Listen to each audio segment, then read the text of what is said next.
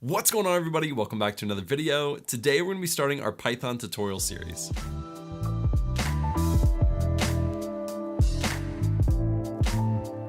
Now, I am extremely excited for this series. We're going to be walking through all the things that you need to know to get started in Python. We'll be looking at variables, data types, for loops, while loops, operators, and a ton more. After this beginner series, we're going to be going into another set of series where we look at pandas, matplotlib, seaborn, web scraping, and more. Now, in this video, we're just going to be setting up our environment to where we can learn Python in future videos. In this series, we're going to be using Jupyter Notebooks for all of our tutorials because I feel like it's a really great place to learn the basics. But then in future videos, I'll show you different IDEs that you can use for your Python code. I genuinely cannot wait to get started on this series. I absolutely love Python. So without further ado, let's jump on my screen. I'm going to show you how to install Jupyter Notebooks. All right, so let's get started by downloading Anaconda. Anaconda is an open source distribution of Python and R products.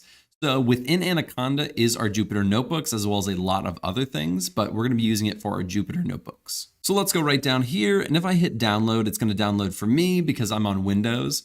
But if you want additional installers, if you're running on Mac or Linux, then you can get those all right here. Now, if you are running on Windows, just make sure to check your system to see if it's a 32-bit or a 64. You can go into your About and your system settings to find that information. I'm going to click on this 64-bit.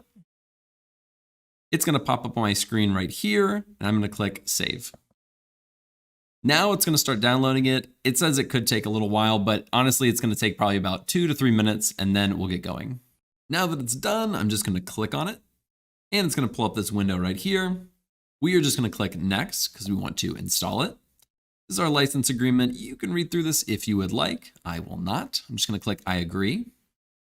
Now we can select our installation type, and you can either select it for just me, or if you have multiple admin or users on one laptop, you can do that as well. For me, it's just me, so I'm going to use this one as it recommends. Now it's going to show you where it's installing it on your computer. This is the actual file path. It's going to take about 3.5 gigs of space. I have plenty of space, but make sure you have enough space. And then once you do, you can come right over here to Next. And now we can do some advanced options. We can add Anaconda 3 to my path environment variable. And when you're using Python, you typically have a default path with whatever Python IDE or notebook that you're using. I use a lot of Visual Studio Code, so if I do this, I'm worried it might mess something up. So I am not going to do this. It also says it doesn't recommend it. Again, messing with these paths is kind of something that you might want to do once you know more about Python. So I don't really recommend you having this checked. We can also register Anaconda 3 as my default Python 3.9. You can do this one, and I'm going to keep it this way just so I have the exact same settings as you do. So let's go ahead and click Install. And now it is going to actually install this on your computer. Now, once that's complete, we can hit Next. And now we're going to hit Next again. And finally, we're going to hit Finish. But if you want to, you can have this tutorial and this getting started with Anaconda. I don't want either of them because I don't need them. But if you would like to have those, keep those checked and you can get those. Let's click Finish. Now let's go down and we're going to search for Anaconda. And I'll say Anaconda Navigator. And we're going to click on that. And it should open up for us. So this is what you should be seeing on your screen. This is the Anaconda Navigator. And this is where that distribution of Python and R is going to be. So we have a lot of different options in here, and some of them may look familiar. We have things like Visual Studio Code, Spider, RStudio, and then right up here, we have our Jupyter Notebooks. And this is what we're going to be using throughout our tutorials. So let's go ahead and click on Launch. And this is what should kind of pop up on your screen. Now, I've been using this a lot. So I have a ton of notebooks and files in here, but if you are just now seeing this, it might be completely blank or just have some, default folders in here. But this is where we're going to open up a new Jupyter Notebook where we can write code and all of the things that we're going to be learning in future tutorials.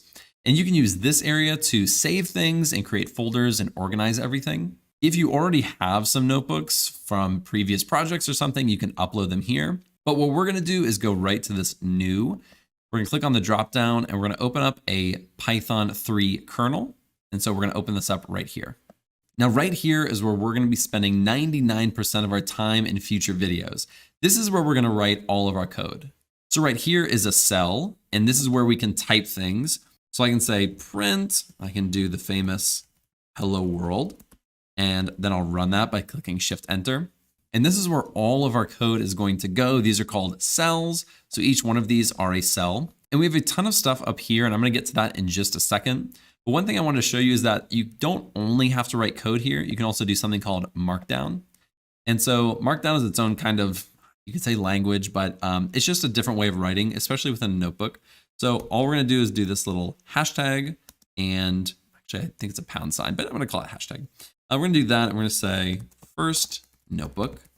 And then if I run that, we have our first notebook, and we can make little comments and little notes like that that don't actually run any code. They just kind of organize things for us. And I'm going to do that in a lot of our future videos. So just wanted to show you how to do that. Now let's look right up here. A lot of these things are pretty important. One of the first things that's really important is actually saving this. So let's say we wanted to change the title to, I'm going to do AAA because I want it to be at the beginning so I can show you this. I'm going to do AAA new notebook, and I'm going to rename it. And then I'm going to save that. So if I go right back over here, you can see AAA new notebook. That green means that it's currently running. And when I say running, I mean right up here. And if we wanted to, we'd go ahead and shut that down, which means it wouldn't run the code anymore. And then we'd have to run up a new cluster. So let's go ahead and do that. I didn't plan on doing that, but let's do it. So we have no notebooks running. And right here, it says we have a dead kernel. So this was our Python 3 kernel. And now since I stopped it, it's no longer processing anything. So let's go ahead and say try restarting now. And it says kernel is ready. So it's back up and running and we're good to go. The next thing is this button right here. Now this is an insert cell below. So if I have a lot of code I know I'm going to be writing, I can click a lot of that. And I often do that because I just don't like having to do that all the time. So I make a bunch of cells just so I can use them. You can also delete cells. So say we have some code here, we'll say here, and we have code here. And then we have this empty cell right here. We can just get rid of that by doing this cut selected cells. We can also copy selected cells. So if I hit copy selected cells, then I can go right here and say paste selected cells. And as you can see, it pasted that exact same cell. You can also move this up and down. So I can actually take this one and say I wanted it in this location. I can take this cell and move it up, or I can move it down. And that's just an easy way to kind of organize it instead of having to like copy this and moving it right down here and pasting it. You can just take this cell and move it up, which is really nice. Now earlier when I ran this code right here, I hit Shift Enter. You can also run and it'll run the cell below. So you can hit run and it works properly. If you're running a script and it's taking forever and it's not working properly, at least you don't think it's working properly, you can stop that by doing this interrupt the kernel right here. And anything you're trying to do within this kernel, if it's just not working properly, it'll stop it. You can restart it, then you can try fixing your code. You can also hit this button if you want to restart your kernel, and this button if you want to restart the kernel and then rerun the entire notebook. As we talked about just a second ago, we have our code and our markdown code. We're not going to talk about either of these because we're not going to use that throughout the entire series. The next thing I want to show you is right up here. If you open this file, we can create a new notebook. We can open an existing notebook. We can copy it, save it, rename it, all that good stuff. We can also edit it. So a lot of these things that we were talking about, you can cut the cells and copy the cells using these shortcuts if you would like to. We also go to view and you can toggle a lot of these things if you would like to, which just means it'll show it or not show it depending on what you want.